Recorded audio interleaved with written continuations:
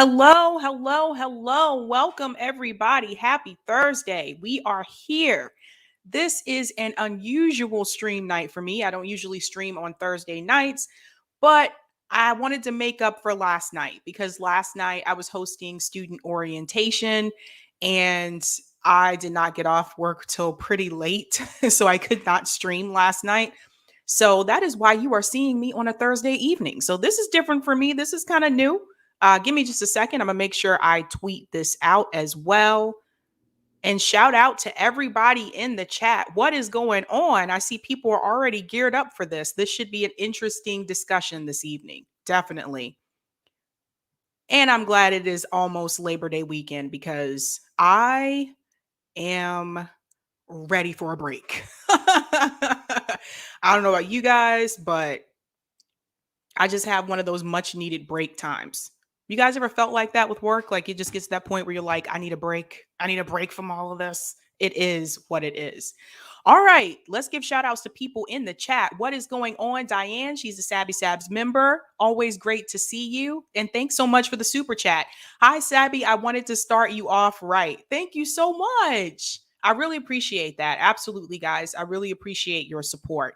What is going on, Ashura? Sabby, I hope you weren't bothered by Jimmy's words. He was just joking.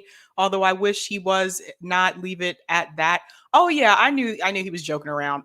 Yeah, if you guys haven't had a chance to do so, definitely go check out FHL did an interview with Nick from FHL did an interview with Jimmy Dore earlier today. And I haven't gotten a chance to see some parts of it. I couldn't hear because I was at work and I really was supposed to be working, but but I was able to hear like parts of it and stuff like that. That was definitely a really good interview. So if you haven't seen that, you guys need to check that out. It is already posted and up and ready to go.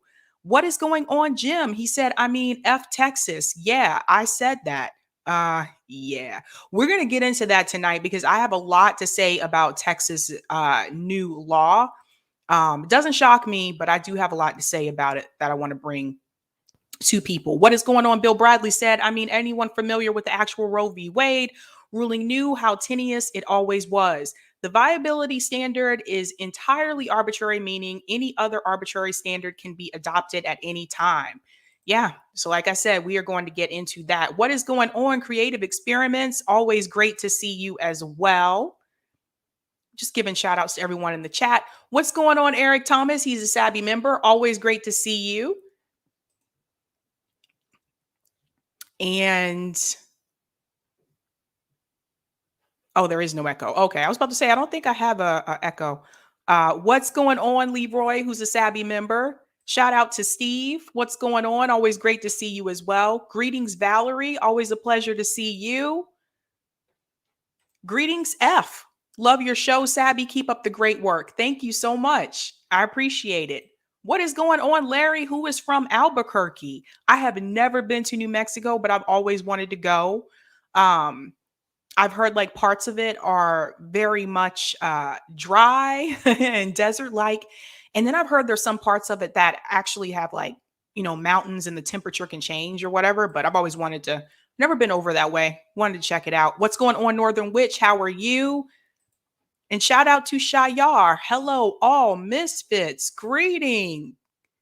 What is going on? They live, we sleep. Hello, Sabby. Love you so much. Thanks for all the great episodes lately. Thank you. Hey, I got to give it up to the news, man. There's always interesting things to talk about because of what's going on in this country. Greetings, Just JC. Always great to see you as well. Deborah Logan, shout out me seeing Candace in the title. Yeah. Oh my God. I can't wait. I'm going to start with that one first, actually, because that one, I saw that on my lunch break and I was like, what?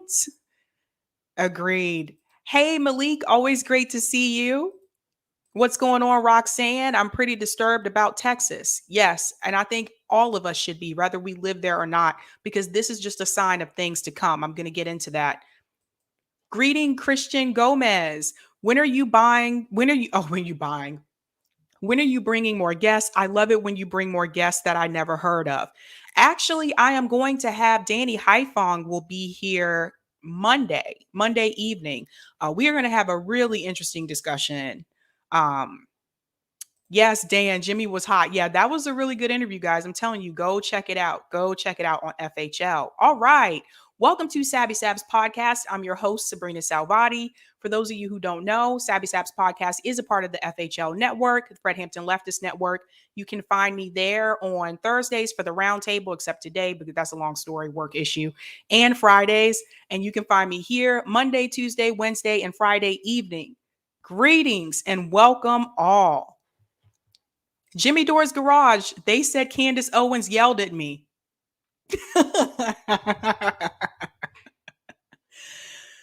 Yeah. Definitely. That one's interesting. So let's go ahead and get into it, shall we? Let me go ahead and share my screen. I always like to start with the thumbnail so people know what's going on and what we're going to be talking about. I guess I should post it up here first. All right.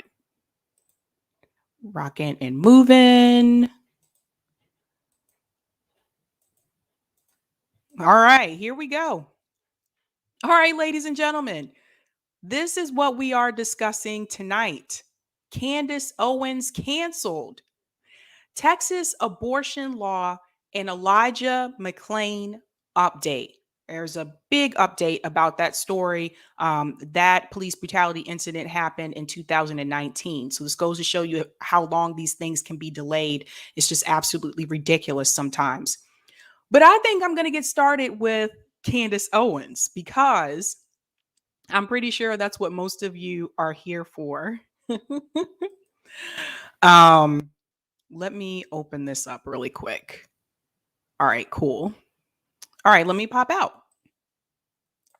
So, Candace Owens apparently went to get a jab test. That's what we're calling it on this channel because YouTube can be, you know how they can be. She went to get a jab test and she was denied. She was denied.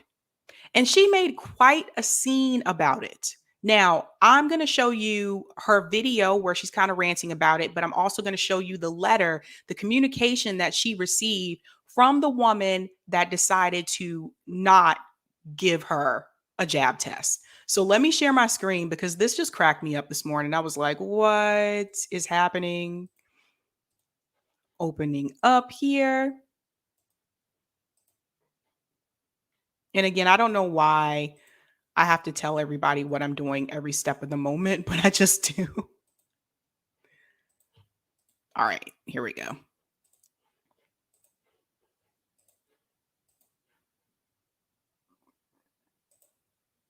All right, I'm going to make this a little bit bigger. Oh, well, that sucks. It doesn't want to let me. Oh, there we go. There we go. All right. Here we go, ladies and gentlemen. Appointment cancellation notice. I've just learned of this. I've just learned of this testing request. And as the owner of this business, am going to refuse this booking and deny service. We cannot support anyone who has proactively worked to make this pandemic worse by spreading misinformation, politicizing, and discouraging the wearing of masks and actively dissuading people from receiving life-saving jabs. The only other local testing option is the free kiosk by City Hall. Damn, they sending her to City Hall. They mail their tests to Texas and have inconsistent results. Sometimes do not take appointments. So it's walk in only, midday, weekends in their back alley. They're sending her to a back alley, you guys. This is how upset they are. They're like, look, we're sending you to a back alley. My team and myself have worked overtime to exhaustion, unpaid and underpaid this past year, spending our own capital to ensure the community remains protected. It would be unfair to them to have to make sacrifices for the sacrifices we've all made this year to serve you. Now, that communication is from Susanna Lee. You can see Candace Owen here. She blurred out like Susanna's email address, and the CC, who is Isaac Flanagan, she blurred out their email address too, I guess, for their protection. But yeah, so let me tell you what I think about this before I show you um, the video that Candace made. So I'm going to talk about this two different sides. On one hand, I totally understand where Suzanne's coming from. It's kind of like a slap in the face to Candace Owens. It's like, you've been spewing all this nonsense. You've been, actively against all of this. Candace was against this. And so I think Suzanne just kind of see it as though, why are you coming here to get this done, to get a jab test, when you have knowingly been against this, right? I mean, I get where she's coming from. Now, here's the other side that some people have been complaining about on Twitter as well. Some people have said, regardless if you like Candace Owens or not, regardless if you like her beliefs, you should not refuse a test for anyone. And I get that side of it too. But I think I would get that side of it a little bit more if it wasn't Candace Owens, It's just like anybody else. It just, I don't know what it is, but it's like anybody else. Eric Thomas said, to be honest, I'm not sure how I feel about this.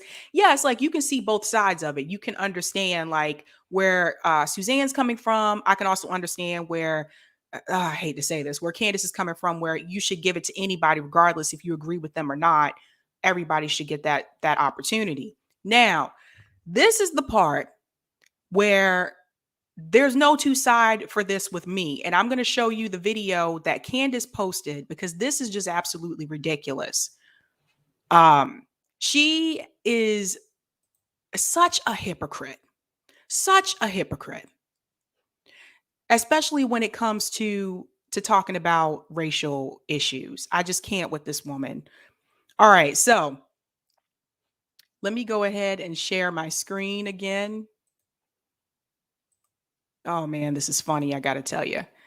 This is hilarious. So now Bishop Talbert Swan posted this, and then I'll play the video, but let me tell you what he said. Candace Owens says Suzanne from the company that refused her a jab test is racist. Here we go, people. Get ready for this one. Get ready for it.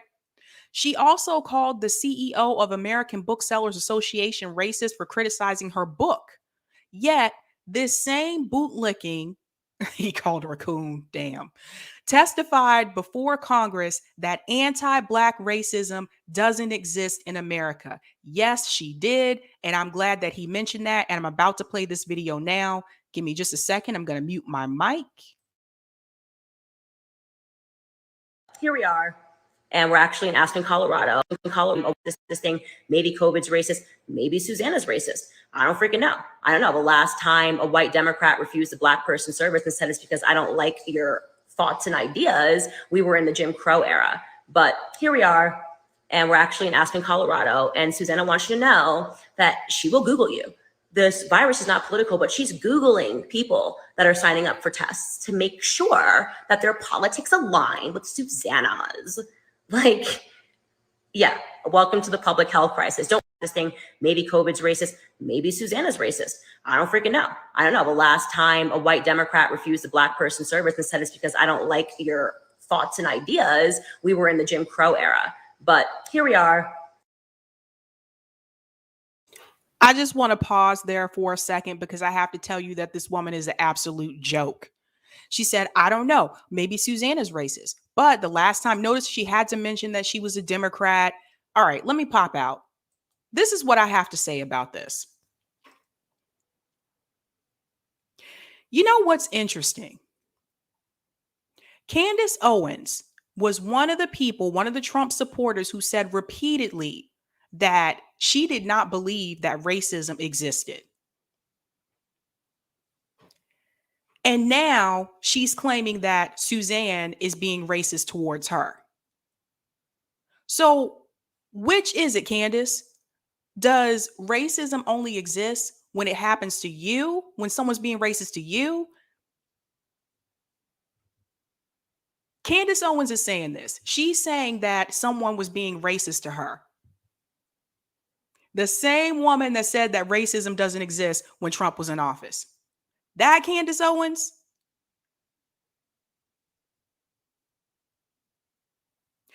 I want to tell you something that happened in Candace's past, which is one of the reasons why I don't buy her BS. I think she's full of it. I think she's a fraud. A lot of people don't know this. So here we go. When Candace Owens was in high school, she went to high school in Connecticut. Did you know that her family, this was brought on by her now, filed a racial discrimination lawsuit against the school board in Connecticut? Did you know that? Did you know that she won? Did you know that the NAACP backed her case and supported her? She won over $30,000 because she was able to prove that the Connecticut school board did not respond and did not protect her against the white students that were harassing her at school.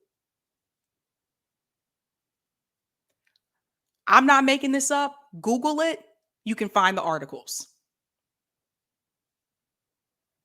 So when Candace Owens came out when Trump was in office and said that racism doesn't exist, I knew immediately this woman was fake.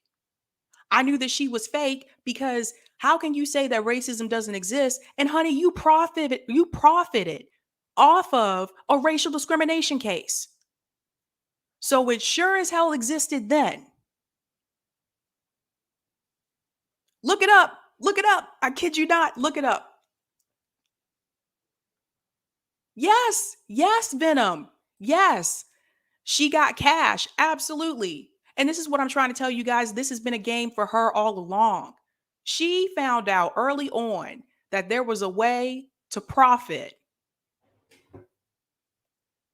from pain.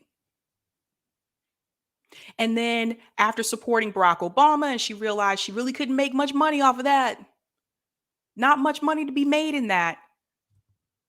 So she decided to become a Black Trump supporter because, oh my God, definitely that's going to get you a lot of attention. Of course it is. Of course it's going to give you a lot of attention because that wasn't the norm. She knows how to play this game. So I don't know Suzanne. I don't know about you guys. I don't know Suzanne. But I do know Candace's behavior. And I call BS. Don't know if Suzanne has a racist bone in her body or not. But it kind of doesn't matter coming from Candace Owens because Candace Owens said that racism doesn't exist. Now let's see if she tries to profit off of this situation. It's just interesting to me that now that Trump is not in office, all of a sudden racism exists for Candace Owens again. If Trump was still in office, do you think she would be making this statement?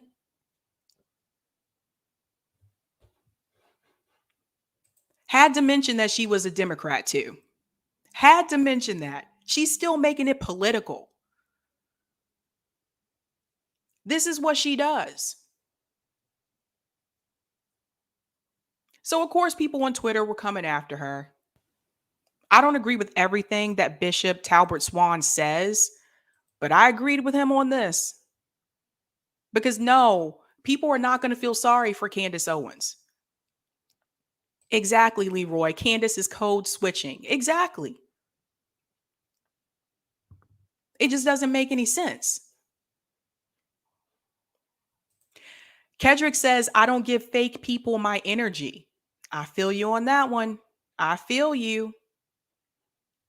Jonathan said the DA of my county, Dan Dow, hosted a fundraiser for Owens in Hawaii, a sailing. He said she's the most influential woman of her age. I can see that too. A lot of people listen to her. A lot of people like Candace Owens. Not that many black people, though. Not that many black people. So I just really wish that, like I said, it's hard to feel sorry for her. It's hard to feel sorry for her because it's her.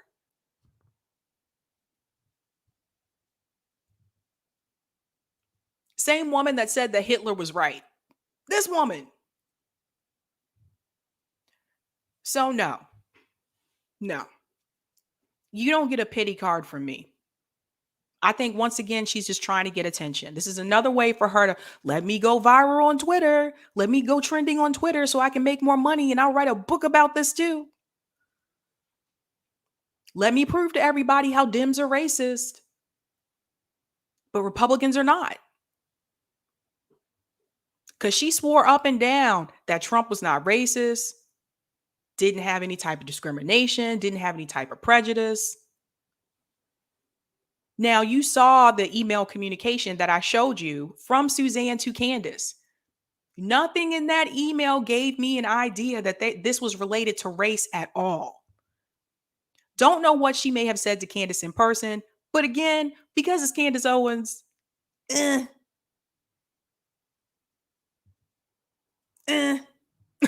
I'm just sorry. It's just one of those things. Like I said, anybody else, I may feel a little bit differently. Don't feel differently for her though. So yes, definitely go look that up. She filed a racial discrimination lawsuit against the school board in Connecticut and she won over 30 something thousand dollars. And the NAACP backed her case and supported her. This woman has been lying for years and she makes money off of it. Sometimes people forget what they say, but I don't. That's why you always have me here to remind you what they said. Go into some of the comments in the chat.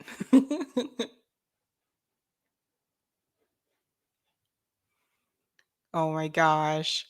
James Root said Candace on that Neera Tanden Irrelevant Book Club tour. Ouch. Ow, James, that is brutal. Brutal.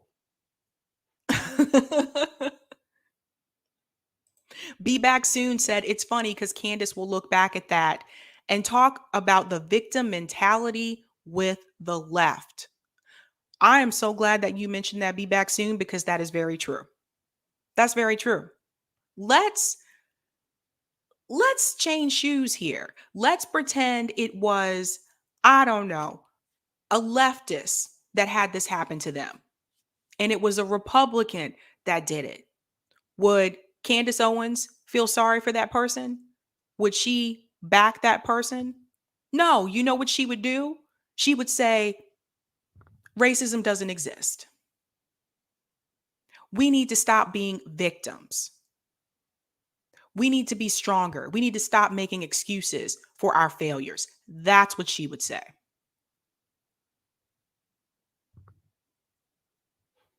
This is why I tell people it's all political. It's all political. This is what happens with the two-party system. Let me find a way to make this political. Because if it was a Republican that did this to Candace, do you think she would have made that video? No. Absolutely not. Please get out of here. Get out of here.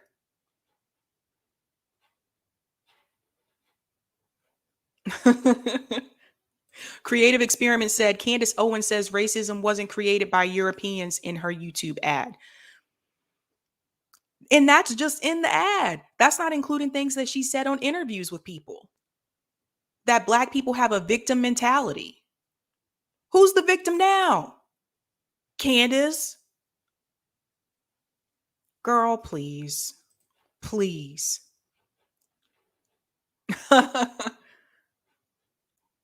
Yeah. Yeah. Very true. Very true. Jonathan said she must have learned from Larry Summers. Ouch. Don't even get me started on him. Don't even get me started. Very interesting. James Root said just tweet at her with her own comments about being a snowflake. Yeah, she might block you then. You could do that. She might block you then. She doesn't want people to see that, man. She doesn't want people to see that. Robert said, except that sometimes a victim really is a victim. I guess Candace Owens never got that memo. Absolutely. It's only when it benefits her. It's only when it happens to her. It's crazy, man. Scott said they're saying the political representatives of poorest people in society with least power has the ability to cancel people. They think criticism is cancellation. Complete BS. Right. You can't critique anybody. Have you noticed this? Those of us on the left, we can't critique it. We're not supposed to critique conservatives. We're not supposed to critique. Go away. Sorry, it's like a fruit fly. You're not supposed to critique conservatives.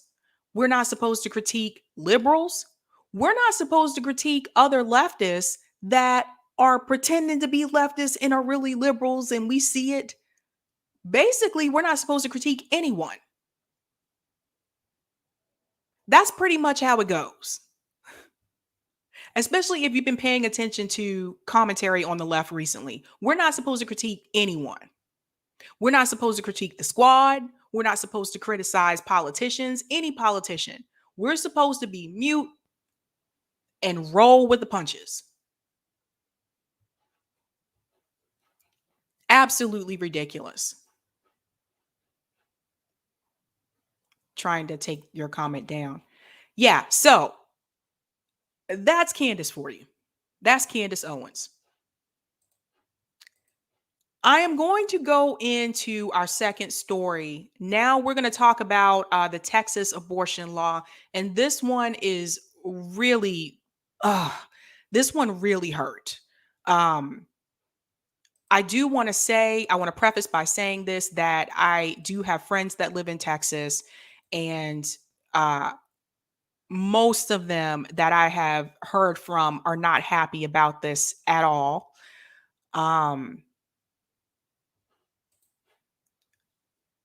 Before I go into the article, I want to say to you guys, I don't want you to listen to this and think that this is just an issue in Texas, because it's not. Texas, this is basically the example. Because I'm thinking in my mind, having lived in the South, I'm thinking in my mind all the other Southern states that are probably going to try to piggyback on this and do the exact same thing that Texas did or something close to it. I'm thinking of places I've lived in like Georgia. I could see South Carolina doing something like this. And this is part of the reason why I feel like Congress should have acted sooner. This is the only thing about leaving abortion up to the states. So let me go into this article, because when I heard this story, my heart just like broke. It just broke. Because I feel like we are going backwards in this country. We are not going forward. We are going backwards. It's 2021. And we're still trying to tell women what they can and what they cannot do with their bodies.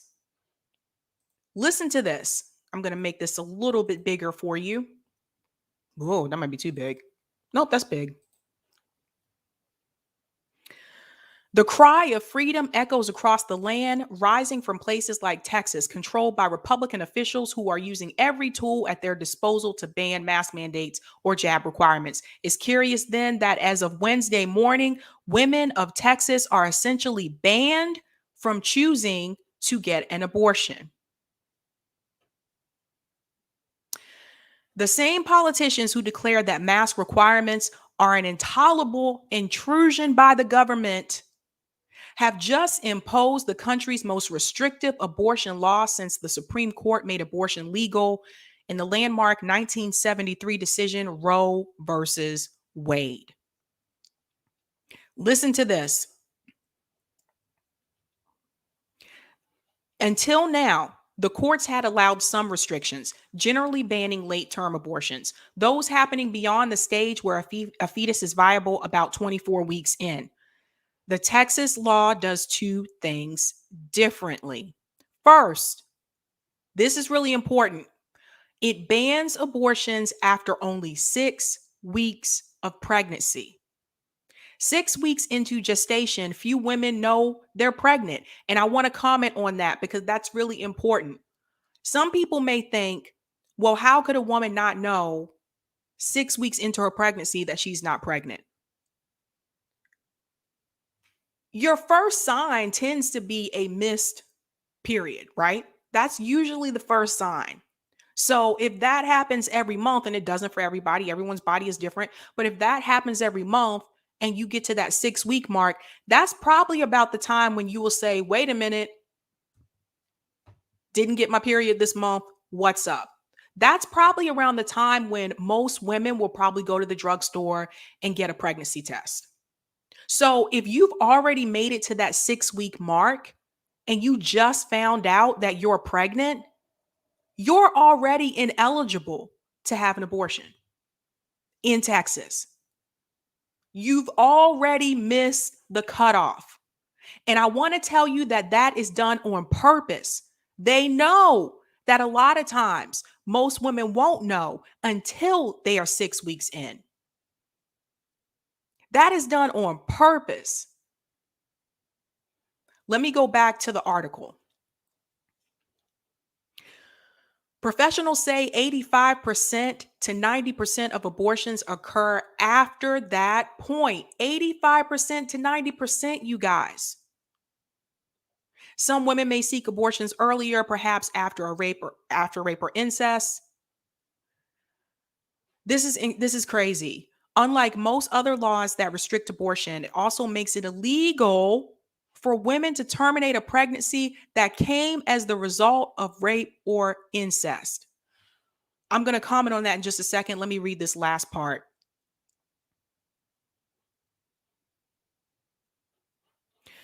The legislation dictates that any private citizen can file a lawsuit against a healthcare provider or any person they believe aided and abetted an abortion. It creates a system of vettable bounties for successful civil lawsuits, a minimum of potential payout of $10,000 in damages plus legal fees for the informants. Let me pop out, because this really has me heated. For people who have been sexually assaulted, number one, that in itself is a traumatic experience to go through. There are a lot of steps after that that involve healing, and it can take a long time. Now, imagine that as a result of that assault, you end up pregnant. You live in Texas that now tells you that, sorry, you have to have the baby. Now, let me tell you where conservatives go wrong with this. Because they don't want you to have an abortion because they say they are pro-life. I'm sorry, there's something flying around here. They are pro-life, and it is against. It's not fair to the child. It is all this. It's against the Bible, and again, that's assuming that everyone is Christian. Okay. This thing is going to drive me crazy. Okay, assuming everyone is Christian. But here's where they fail on this. What kills me about this. So if you cannot afford to have a child and you don't believe in putting a child up for adoption, because even if you can't afford to have a child, you still have to pay for the medical expenses while you're pregnant. You still have to go to see the doctor and doctor visits while you're pregnant. That still costs money. They don't want you to have an abortion. They want you to have the child. But if you know you can't afford to have a child and you have the child because Texas won't let you have an abortion, then the same conservatives don't want you to get assistance from the government.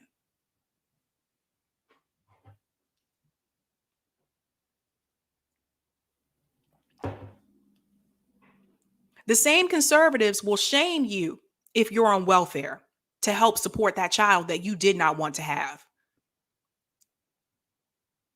So, to me, that's not pro-life.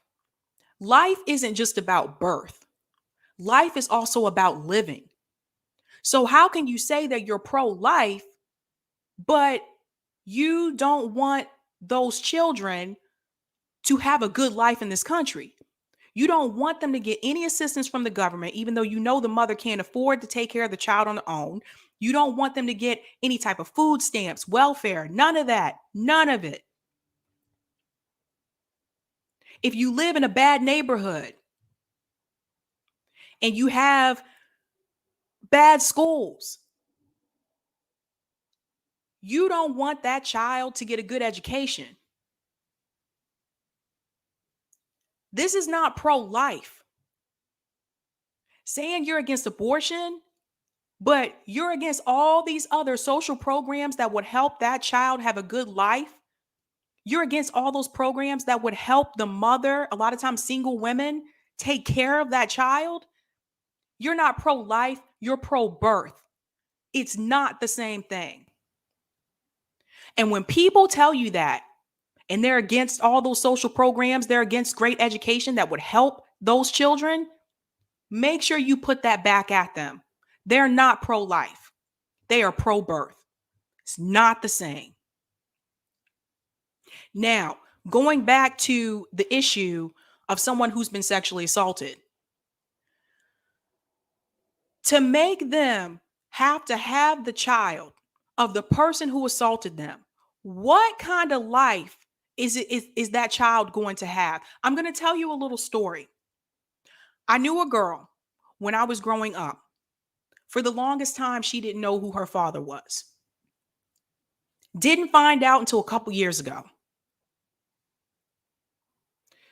The reason why she didn't know who her father was is because her mother was sexually assaulted. Her mother became pregnant in that assault, during that assault.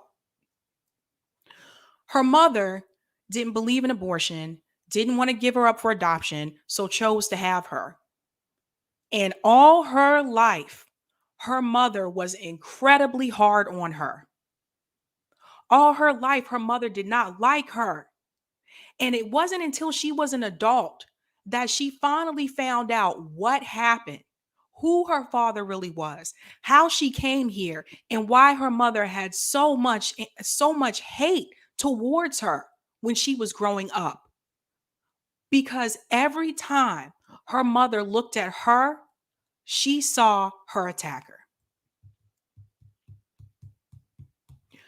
I'm going to give a shout out to the super chat. Thanks so much, Jimmy Dore's Socialist Compound. I must say, I made Jimmy look great as fuck on FHL. You did? What do you mean? Who is this? How did you make? Okay, I don't know what that's about, but thanks so much for the super chat. That's really interesting. So, this is why I tell you guys, you got to talk to people. You got to talk to people that have different experiences in life. Only person that I know of that has had that experience. So who are we to tell them that you have to have this child? What if it's a teenager? What if it's someone in their youth that is assaulted and gets pregnant? You mean to tell me a 14-year-old girl should be made to have that child? Get out of here.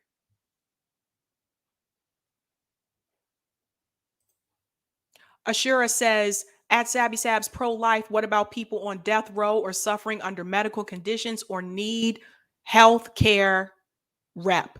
Absolutely. That's not pro-life. Stop it with the pro-life. You're just pro-birth. After that child is born, you don't care what happens to that kid in this country.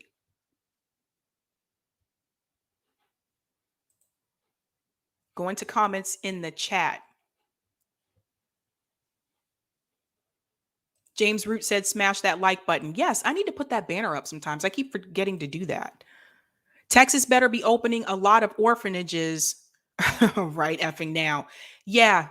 And I just want to let you guys know something here. I've talked to several people about this. I've talked to women my age. I've talked to women older than me. And women that I've talked to who are older than me have told me that this is reminding them of what it was like when they were growing up and abortions were illegal.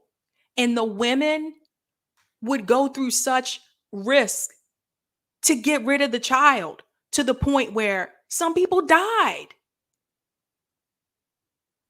Because if you think, I'm telling people right now in Texas, if you think that this is going to stop women from doing this, didn't stop women from doing it before. People find other ways. And that is what is concerning to me. Because a lot of times when people have had those back alley abortions, that's what they call them, not in clean, sterile places, not done in a medical facility by someone who was trained to do this, they end up sick. Some of them died. Some of them lived and made it through. But look at what you were doing. You were opening up all these kinds of risks. So again, how are you protecting the women here? I, for one, am so sick, and whether you're, pro-life or not, I, for one, am so sick of the government trying to tell women what to do with our own bodies. They care more about our vaginas. They care more about our uterus than they do about the fact that you have all these people about to be evicted and are going to be homeless.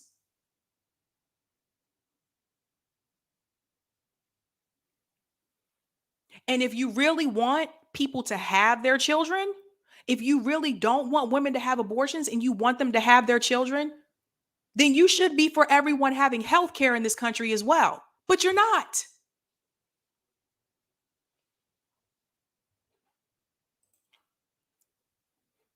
Go into some of the comments in the chat. Optimist of the Will said worse. Some don't even have the access to a back alley. Self-aborting is horrific and a desperate act. Yes, it is indeed. I highly recommend that you watch. There was a mini series. I believe it was on HBO. You could probably find it on YouTube somewhere. But there was a mini series called If These Walls Could Talk. Demi Moore was in it. Two other women, I can't remember their names, but Demi Moore's story was that. That's what it was about. She was a nurse. And back then, during that time, it wasn't allowed. So she found other ways to do it. This is the same thing I tell people about drugs as well. And you can feel however you feel about drugs, but I think all drugs should be decriminalized. What other people choose to put in their body is none of my business.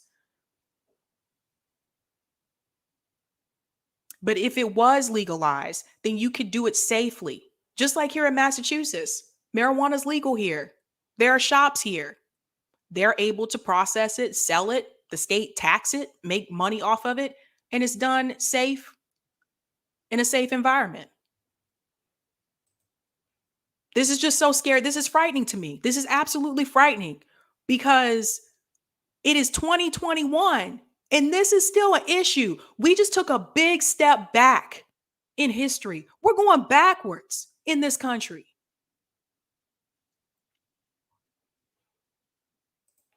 Resourceful Nerd said, thank you for saying that. Ramsey R said, free women bodies. Yes, absolutely. Absolutely. You don't see them doing all this stuff to men. When does the government tell men what they can do with their bodies? Hello.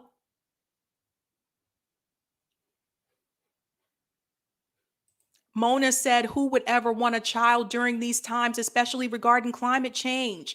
Why would you ever want to put a child through what is ahead of us? That's a good point, Mona. That's a good point.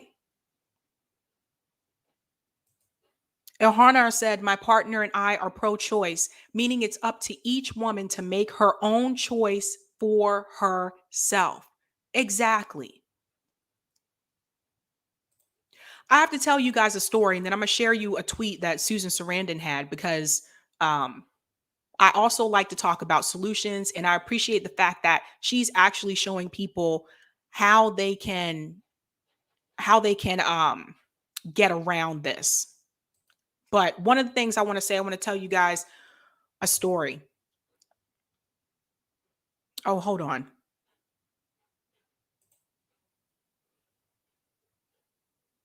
Oh, shoot, I lost it. It'll come back to me. It came back to me. All right. So when I was in high school, I went to this church. It was a Pentecostal church. Some of you listening, watching, you may be familiar with Pentecostal. It was very strict. I only lasted a year, okay? It was very strict. And along the way, I started to ask questions, which apparently I wasn't supposed to do. Who knew? And the questions that I had was, it seemed like to me, all the rules applied to the women, not to the men. We weren't allowed to wear pants. We weren't allowed to cut our hair. I did it anyway. We weren't allowed to wear makeup. We weren't allowed to wear jewelry. We weren't allowed to watch television. I did that anyway. We weren't allowed to play sports. They didn't even want us to go to college because they said that that would be bad for us because we would open ourselves up to worldly people. Basically, if you were a woman, you were just supposed to wear these long dresses, long skirts, have your hair up in a little bun, couldn't put on makeup, couldn't put on jewelry. They wanted you to stay in the house. They wanted you to cook and clean and have babies. I was never much of a homebody. I like to go out and about. And I started asking questions. Why don't we have the rules for the men? Why is it that the men, they can go play sports, they can go out and work without question? Why don't they have dress code restrictions? They didn't like that too much. They don't like when you start asking questions. And apparently I asked too many questions at Bible study one night, and I was told that I did not need to, if I didn't feel that this was the place for me, then I should not come back. I think they thought that that would put fear in me. They tried to intimidate me and tried to scare me into, if I left, then my life would be screwed, basically. I left because I did not like how all the rules and all these policies, it was all against the women. And sometimes when I see like these rules, these laws that come out in our country today, like the Texas abortion law, again, to women. The United States is a conservative country. Some people don't believe that. I beg to differ. Because when you see these blue states around the coast on the map during election season, what you have to understand is that if you go across the rest of this country, the South, the Midwest, actually, even some of those blue areas aren't as blue as you think they are. Just telling you from experience. You'll see that America is actually a conservative country. It's not a liberal country. It's not a leftist country. And that's why we have some of the laws that we have. Shout out to Jonathan Guerrero for the super chat. and they want to say the Taliban is bad. We need to dismantle the Protestant patriarchy for any change to happen. This is a conservative country. Thank you so much for the super chat, Jonathan. Look around. Look around. We've never had a woman president. Not saying we have to, and it definitely shouldn't have been Hillary, but we haven't. Other countries have already beat us at this. We have companies in this country that still won't give men paternity leave. Why is it only for women? And then some companies won't even give you that. There are stay-at-home dads. That does exist. That is a thing. Jody said tax the church. Somebody needs to pay some taxes besides us. Good point, Jody. Very good point.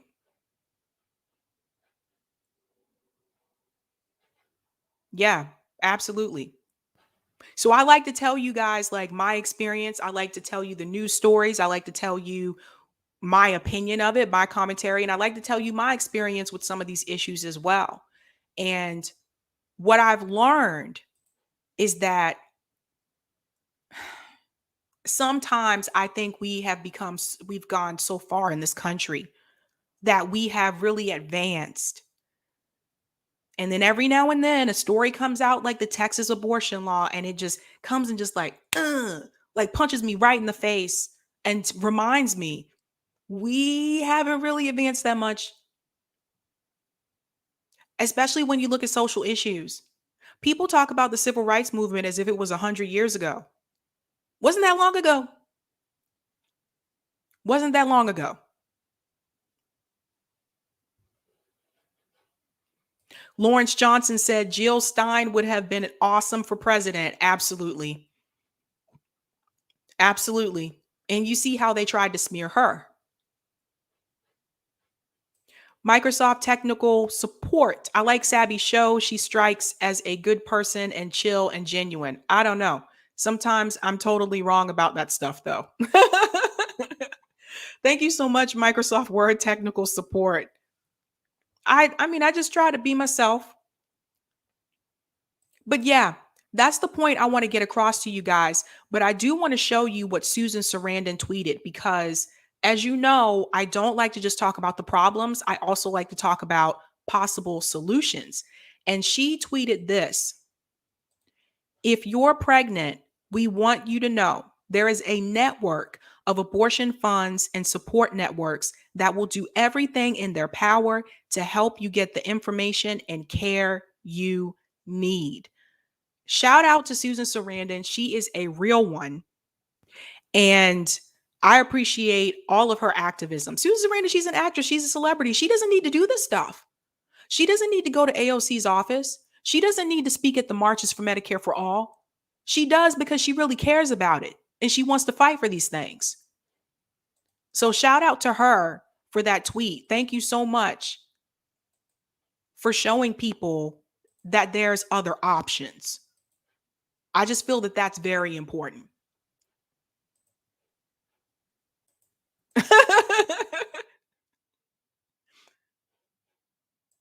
Diane Coughlin said, didn't vote for Hillary or Biden. Thank the creator. We didn't really have we didn't have good choices at all. Bill said the Civil Rights Act was passed in 1964. In 1968, the peace plank was marginalized and killed a progressive movement. Nader tried to rekindle it, and he was marginalized and the movement died. I reached out to Ralph Nader, you guys. I'm waiting to hear back. I know he's a busy person. He's probably like, what is a Sabby Sabs? But I reached out to him. Hopefully I can get him on because I really want to hear about his experience. I feel like Bernie didn't want to go the way of Ralph Nader. I think he was afraid that if he went that route, that he would be ostracized. But yeah, Civil Rights Act, 1964, Wasn't that long ago. To give you an idea, my parents were born in 1961. Hasn't been that long. Deborah said I couldn't bring myself to vote for Biden and I hated Obama for rehabilitating this racist. Justin, did my super chat not show up? I don't see one, Justin. Let me see. Hold on one second. I saw Jonathan's. I didn't see yours, Justin. I'm sorry.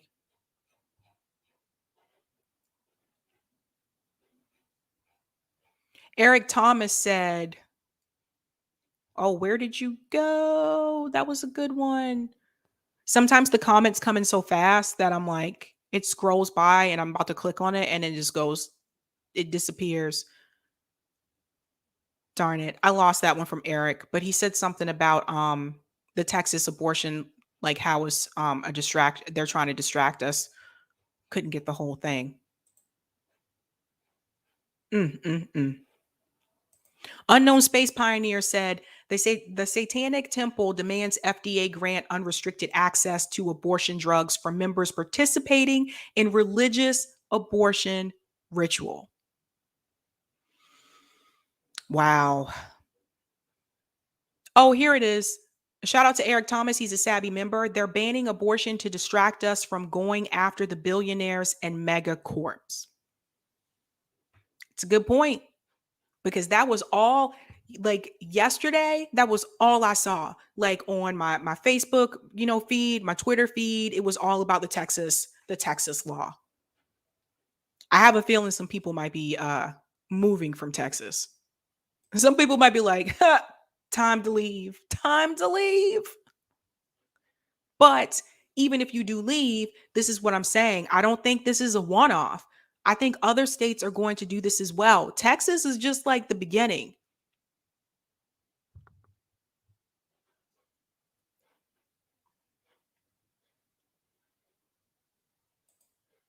I'm sure Jill Stein got much more votes than they told us. Everyone I know voted for her. Oh, of course, Steve. I believe it. Absolutely. Valerie said, I wish I could leave Texas. See, there you go.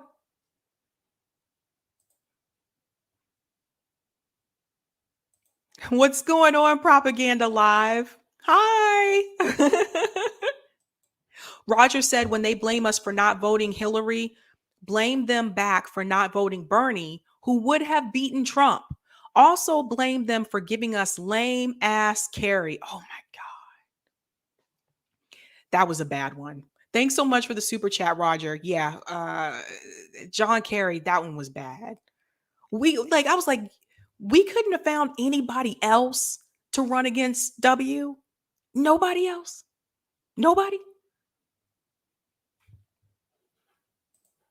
John Kerry used to give out live full-size Snicker bars in Boston for trick-or-treating. That's one cool thing about Kerry. Not on the political side, though. I don't know if he still does that. Him and his wife, yeah, they used to do like adult Halloween party and they would give out like full-size like candy bars to people. To adult trick-or-treaters. You're never too old. All right, I am going into our last story of the evening, and I don't even know where to begin with this because this story it's 2 years old. This incident happened 2 years ago, and we are just now starting to see some type of justice for Elijah McClain. Let me share my screen. And I want to preface by telling you like exactly what happened and why this is coming up again. So, grand jury indicts police officers and paramedics in 2019 death of Elijah McClain. Now, let me scroll down. A Colorado grand jury indicted 3 police officers and 2 paramedics involved in the August 2019 death of Elijah Mcclain, a 23-year-old Black man who was stopped by police while walking home from a store. He was placed in a cartoid hold and then injected with ketamine. Now, Aurora police officers, by the way, Aurora police in Colorado has had several police brutality incidents. This is not a one off. This has been going on for quite some time. And over the past 2 years, I've constantly seen them in the news. That police department has a lot of problems. And I remember the chief of police at one point said, "This is not how we do things here." Well, honey, if every time I turn around and I look on the news, you are involved in another police brutality case that I'm sitting there watching the video, so I see what you have done. That is how you do things there. Just wanted to clarify that. Aurora police officers Randy and Nathan, former officer Jason, and Aurora fire rescue paramedics Jeremy and Peter were each indicted on charges of manslaughter and criminally negligent homicide as part of a 32 count indictment. Now, just remember, this is an indictment. They have not been found guilty. And I think this is going to be really hard for them to prove, even though from what I saw in the video and what I've read about this case, I honestly think that they're guilty regardless. This should be a no-brainer. But are they going to be able to prove that in court? This is where things get muddy. So they go on to say, let me scroll down for a second. Here we go. Mcclain's story gained renewed attention last June. So I told you this incident happened in 2019. After the police killings of George Floyd and Breonna Taylor and the rise of the Black Lives Matter movement. In general, police officers rarely face criminal charges for the in-custody deaths of Black people, and convictions in such cases are even rarer. In this news conference Wednesday, Weiser acknowledged the challenge ahead for the prosecutors. And this is the picture of the gentleman you see right here. This is Elijah Mcclain.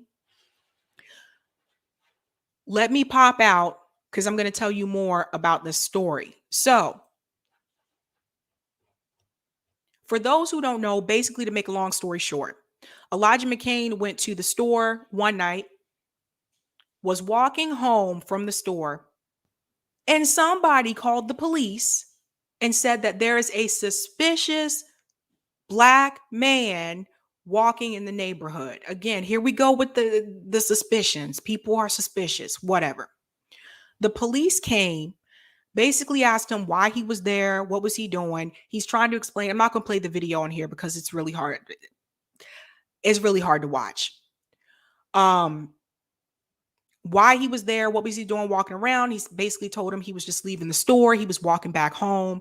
They continued to harass him. The police did. I want to mind you, Elijah Mcclain was walking home from the store. He didn't attack anybody. He didn't, give verbal threats to anybody, just walking home from the store. Apparently, he had a condition to where it's really easy for him to get cold. So because of that, you guys know those little ski masks that you wear in the winter? It protects your face from windburn and all that stuff. So he had on that and had on his coat. So they basically wanted to know why he was there. So I guess you're not allowed to just walk to the store. Okay. Why he was in the neighborhood, why he was there. They didn't want him there, period. This is what I'm trying to tell you guys. They did not want him there. He was guilty because he was a Black man walking down the street at night by himself in a neighborhood that the Aurora police, didn't think that he should have been in. That's what this is really about. Let's be real. So at that point, from what I understand, I don't want to misquote this, but from what I understand, he was trying to tell them that he's not like everybody else, that he's not confrontational, he's timid, like that kind of thing.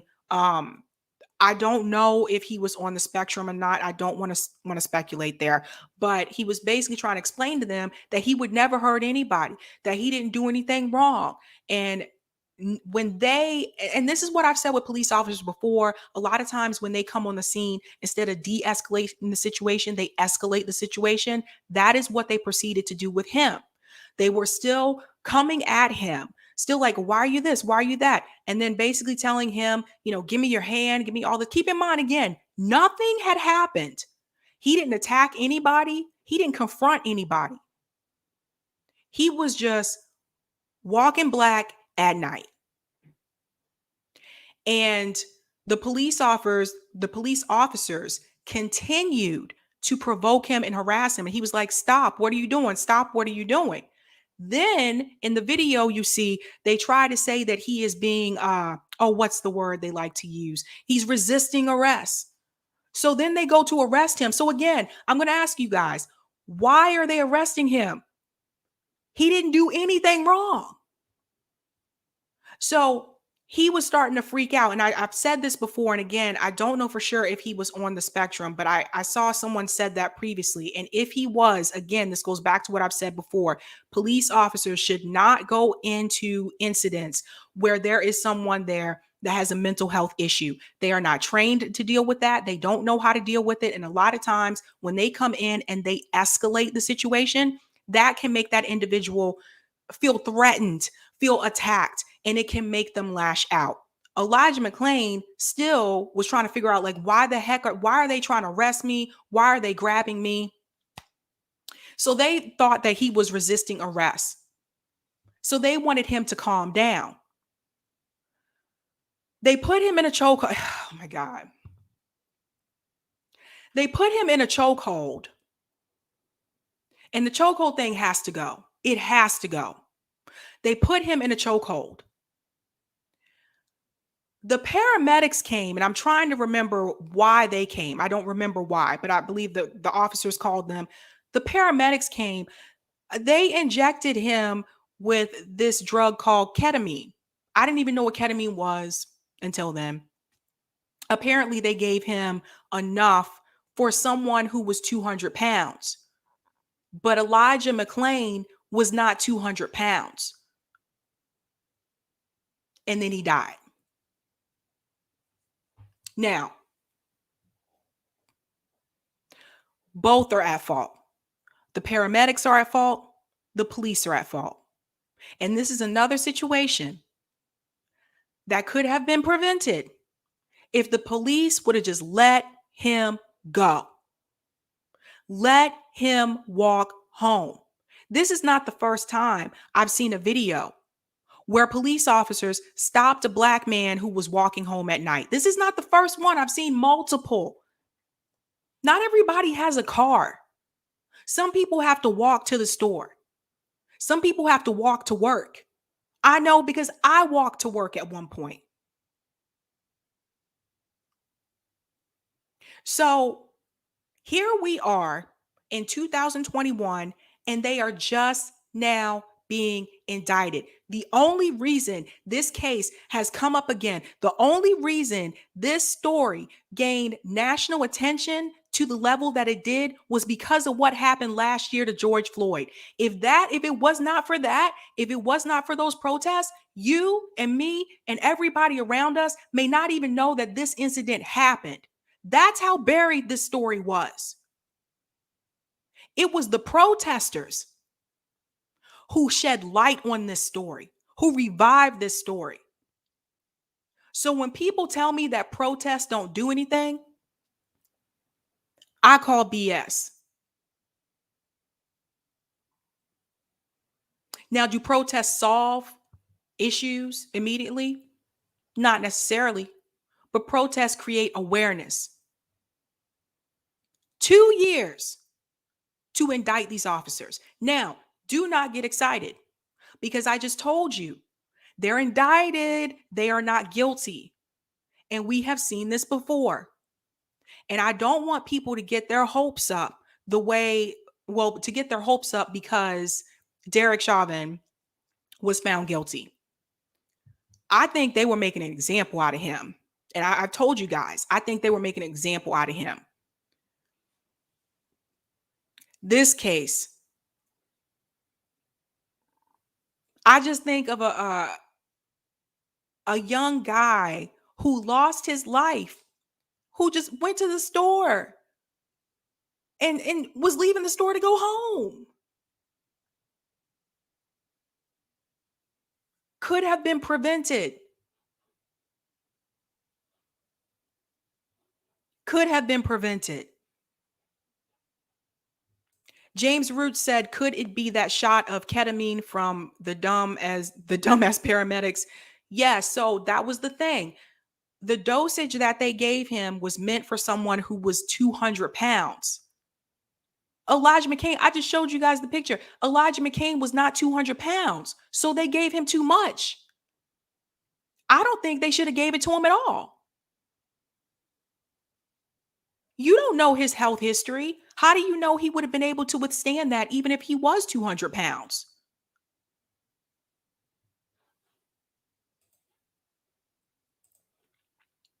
Jones Altitude said, weird thing is ketamine is used when you have a heart condition that makes other drugs dangerous. Well, so there you go.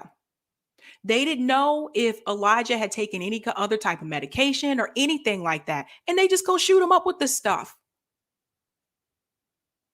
All they had to do was let this guy walk home. That is it.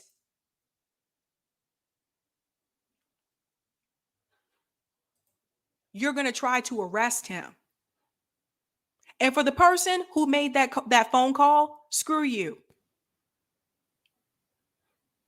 There's a suspicious black man walking around my neighborhood. You're inside, aren't you? Stay there. This is why I couldn't work for 911. I couldn't be on the other side of the phone.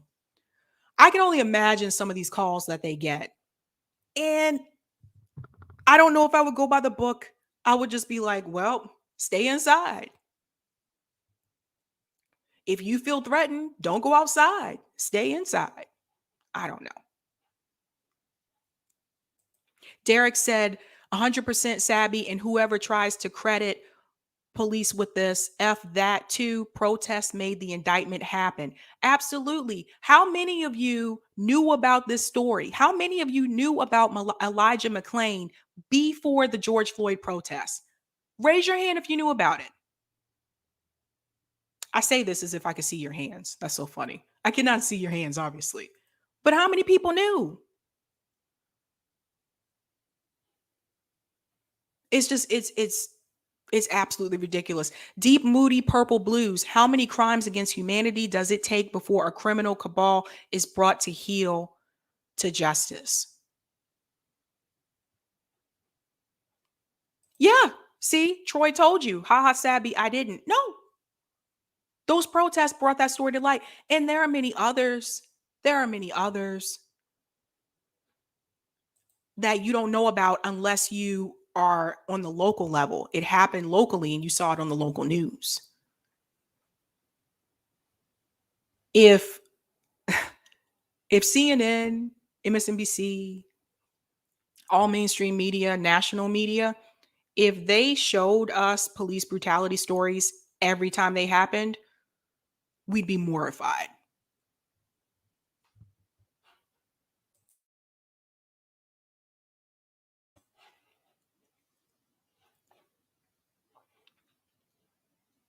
Graham7 said, never heard of this, but we need to all keep protesting together. Absolutely. We have to, like, guys, like, we have to stand by each other. I saw pictures of Elijah McClain, like, playing the violin. Even in the video, like I said, I'm not going to play the video. I don't do that anymore. Out of respect for the family members. I try someone, the cops like killed someone. I don't show the video anymore because I want to be respectful of the family members, and those kind of things can be hard to watch. But in the video, he just kept telling them, he was like, he said, I wouldn't hurt anybody. I wouldn't hurt a fly. Elijah McClain was 143 pounds. Sharing my screen here. This is the part of the article where it tells you about his weight. Let me make this a little bit bigger so you can see. Yikes. Well, that's big. Listen to this. Then they injected Mcclain with a dose of the sedative drug ketamine based on an estimate that he was 200 pounds. He, in fact, weighed 143 pounds. They estimated that he weighed 200 pounds. Pretty big difference there to me, guys. Pretty big difference. The paramedics found he had no pulse and was not breathing and performed CPR. He never regained consciousness and was declared brain dead on August 27th. His life support was then removed and he became an organ donor. It's just so sad.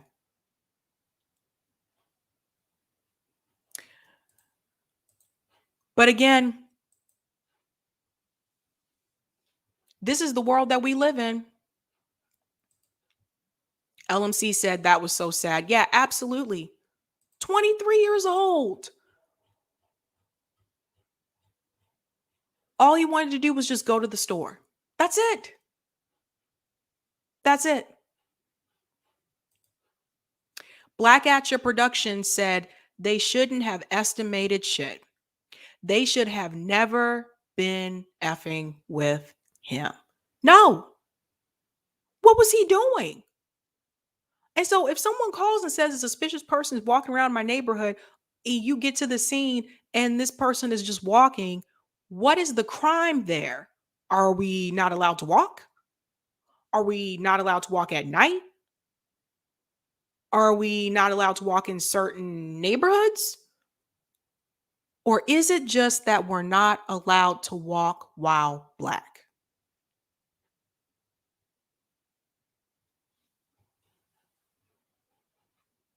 James Root said 23 years old, gone for no reason. Who knows what innovations, what great music, what great things in his life that were snuffed out by a bunch of effing morons.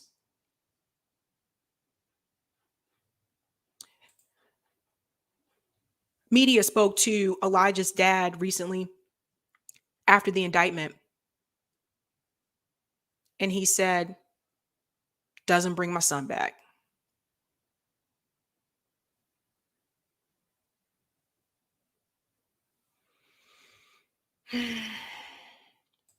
Exactly. Black Atcha Production. You can't walk, talk, breathe, or exist while Black.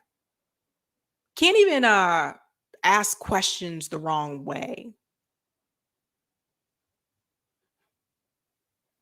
It's just absolutely terrible. James Root said, I'm starting to get sick and tired of people calling the cops too. May I ask some of you, what are you afraid of? Let me tell you something about me. If I'm inside my house and I saw someone walking at night, so I'm inside, they're outside. So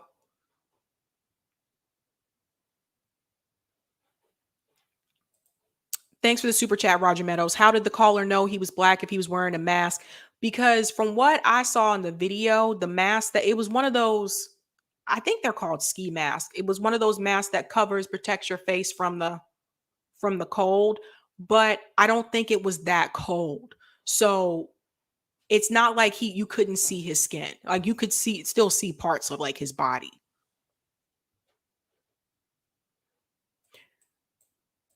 Justin said, I'm white and I get effed with constantly by police walking home from work late at night. I can't even imagine what people of color go through. This is truly heartbreaking. And again, but even with you, Justin, why are they bothering you when you're trying to walk home? People tell me this. Do cops not realize that not everybody in this country owns a car? Do they not realize that?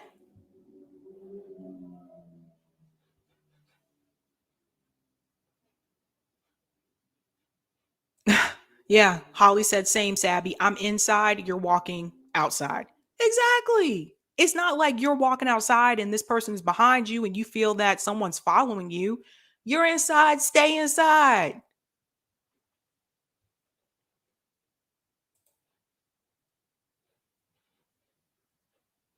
Rick French said, old people watching Fox News. Oh my gosh. Oh my gosh. Yep, exactly. Bill Bradley says they are protecting the property of property owners. They protect wealth, not people. That is absolutely true.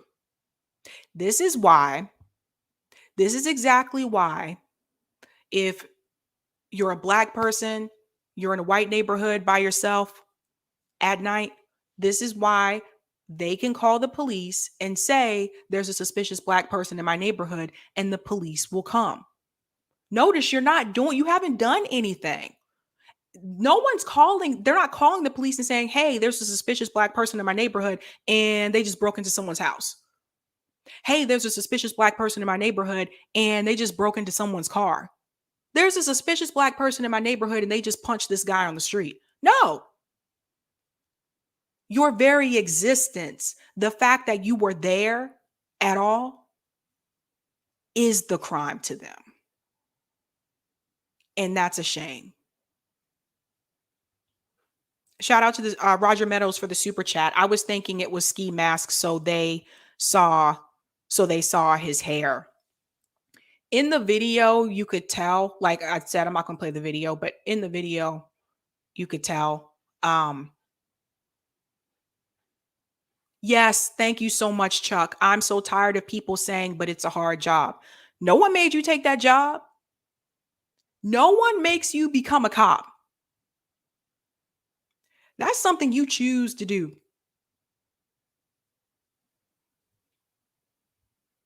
And if it's really difficult, hard job, you can always quit.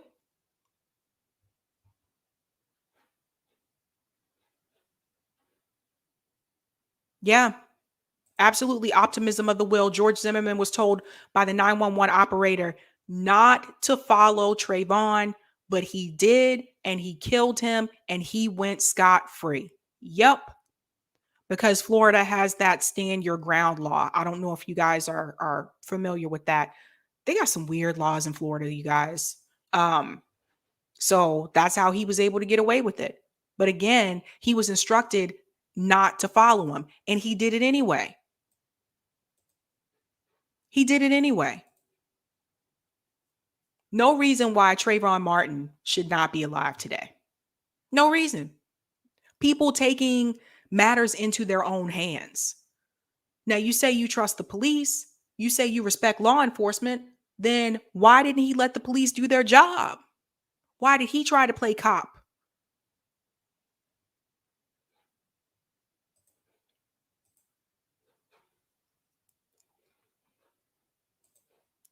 Derek said, oh, come on, Sabby. It's not because of stand your ground. It's because he was black. If Trayvon was a white kid, stand your ground wouldn't have meant it.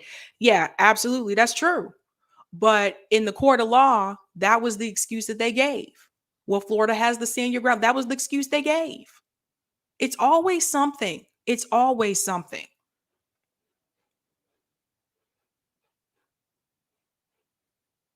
Greetings, Blue Moon Red Wine. Hello.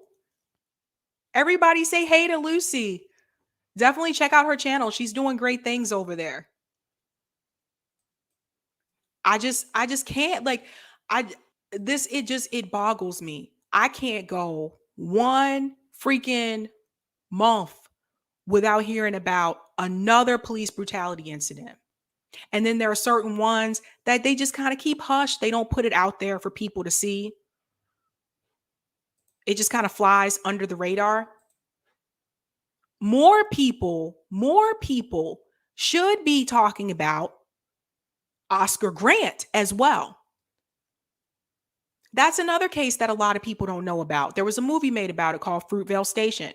Oscar Grant was on the ground on his stomach with his hands cuffed behind his back. He was laying on his stomach. Police officer shot him in the back. That police officer was convicted. only served 1 year. And Oscar Grant died.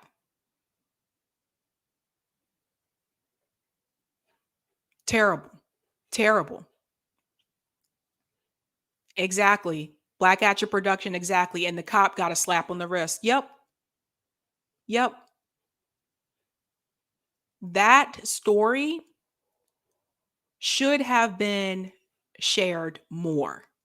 That story did not get as much national attention as it should have. Because when you actually see the video of what happened, no way that officer should have only served 1 year.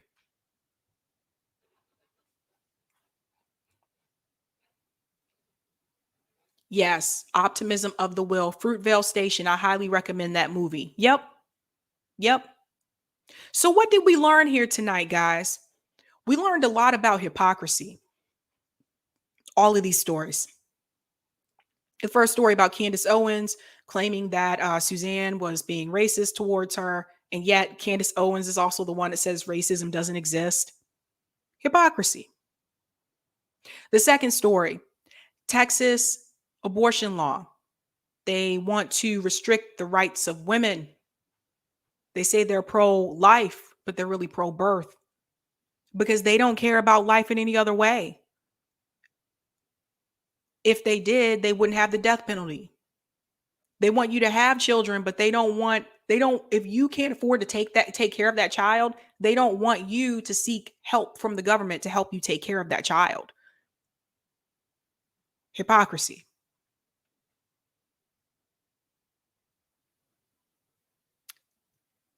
The situation with Elijah Mcclain, very sad story, but not surprising. It's not the first time this has happened. Happened multiple times. Someone 23 years old, so young, had their whole life ahead of them still.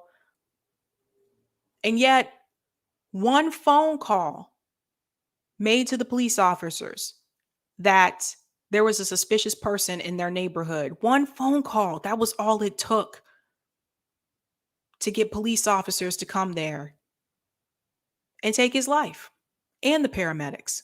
That was all it took. But you know who the suspicious people really were in that story? The cops. They're the suspicious people in your neighborhood. They're the ones that drive around in their car, lurking from different corners, different part of the alley, on the side in the road, hiding in the bushes, peeping around, looking and waiting for something to happen. They're the suspicious people in your neighborhood.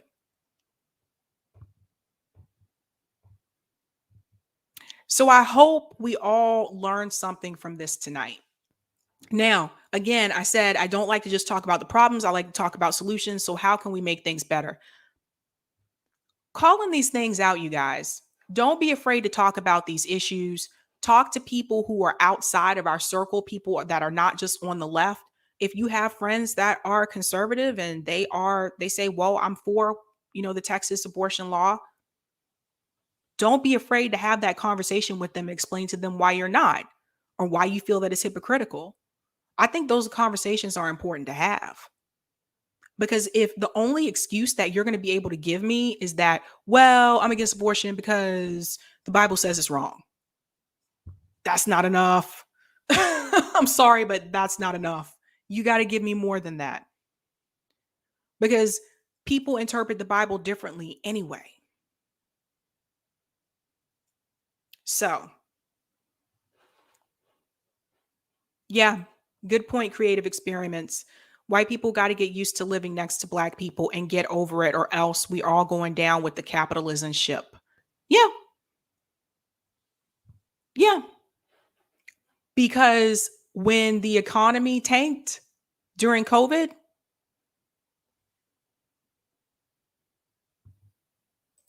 that affected all of us. Well, except for the billionaires. But the rest of us, that affected all of us.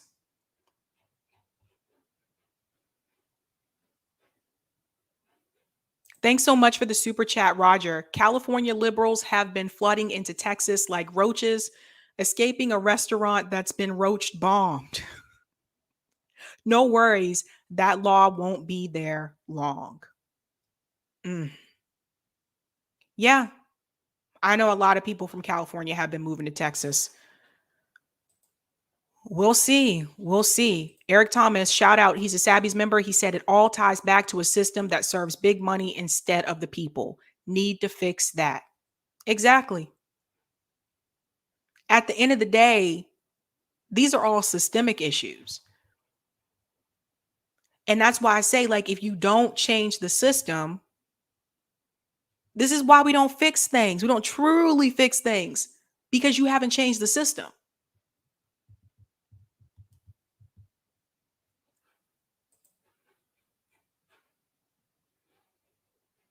Absolutely. Valerie said religion is a convenient hiding hole for far too many Christians. You know, people have the right to believe what they believe. If you're religious, that's your thing. If you're not religious, that's your thing. But what really drives me crazy is when people blame their stance on things all because of religion. Like if I say to someone, "Well, why are you against gay people?" Bible says it's wrong. "Well, why are you against interracial marriage?" Bible says it's wrong. Those people. It's always interesting to me. But it is now 8:32. I'm not going to keep you guys much longer because um exactly Northern Witch. Exactly. The spoon lady. Yep. Nobody there to see it but other poor people. Yep. I am going to get ready to head out, you guys. Happy Thursday. Like I said, next week I'll be back on my regular schedule. So I'll be back on Wednesday night and not Thursday night. And tomorrow I'll be back here at 7 and at 5 p.m. tomorrow. Whoop, 5. Yeah, 5 p.m. tomorrow. I will be on FHL for the Sabby Sab show there. And I'm just happy we are going into Labor Day weekend. I need a break. I'm pretty sure some of you are probably like, yes, we want a break as well. Thanks so much, Troy. Good sesh, Sabster. Thank you so much. Appreciate you. But if you guys haven't done so, definitely go over to Fred Hampton Leftist and watch that interview with Nick and Jimmy Dore that happened earlier this afternoon. Definitely some good things said there. Talks about general strike. I don't want to give too much away, but awesome things said there. And that was a really good interview. So appreciate you guys. Also, it has been brought to my attention that I have been neglecting my Discord. So for those of you, I need to do this every stream because I do forget. I get busy and I forget about Discord. So if you would like to join my Discord group, the link is in the chat. Feel free to do so. Sabby members are there. There's Patreon members there. Join that as well. And also, I have been informed by a couple of you that you would like for me to have merch. I'm working on that. I'm thinking mugs, tumbler, I don't know about t-shirts, keychain, that kind of thing, something simple. So I'll let you know when that's up and going. Thanks so much, Blue Moon Red Wine, for the super chat. We should donate to some kind of community police that people can call instead of the police. That's how it works in private neighborhoods. Yeah, there used to be this thing called Neighborhood Watch. Does that still happen? I don't know. But I know Neighborhood Watch used to be a thing. And like some people were like really into that, you know? Again, solutions, talking about solutions and not just talking about the problems. Absolutely. All right. You would. I would love a Sabby mug. Great. That's what I want to hear because I don't want to do things just to do them. I want to make sure that this is something you guys want. That's the feedback I've been getting from you guys. So that is the next project that I'm working on. I'll let you know when that is up and ready to go. So without further ado, have a good night. Keep up the fight.